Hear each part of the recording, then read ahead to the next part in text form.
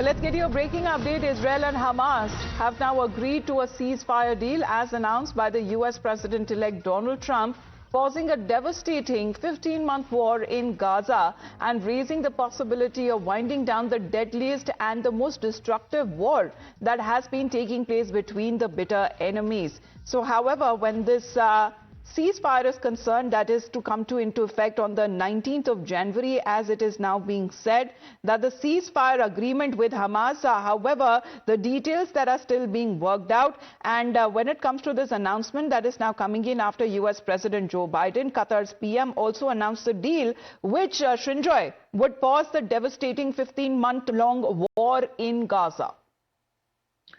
Undoubtedly, Trump is taking credit for it.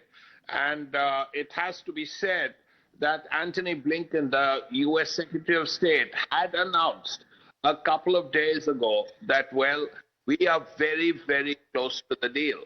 And 47,000, nearly 50,000 people have died.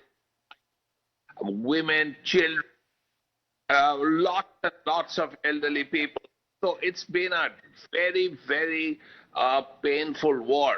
I mean, 47,000 is a lot of people, because if you look at the casualties because of war, as far as India is concerned, since 1947, India has been involved in several wars: 47, 48, 65, 62, 71, 99, plus all this fighting, the fighting of terrorists in Kashmir. So the Indian Army has suffered 26,000 casualties. And here in these 15 months, including civilian casualties, we are looking at 47,000. This, of course, began on the 7th of October when the Hamas attacked Israel, and there were about 2,000 casualties, and many of them women and children and so on.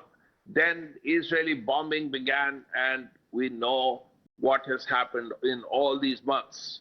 Now, 47,000 is a lot. Besides, there were dozens of hostages with the Hamas, and they will be returned. People in Israel will heave a sigh of relief. People in Gaza will be really grateful, because they have seen the entire area destroyed and by artillery and air attacks. So the rebuilding of Gaza will have to begin. But at least finally there is a ceasefire, and this is something everybody in that area is looking forward to. The Israelis will be very grateful. The people in Gaza, the Palestinians, will be very, very grateful that the war has finally come to an end. A huge price has been paid, but at least the war is over. Trump, and over for now. Trump, of course, has taken credit. He's not president as yet. He's still president-elect for a few more days till the 20th. Blinken has announced it, so have others. And this is a great moment of relief for everybody. Right.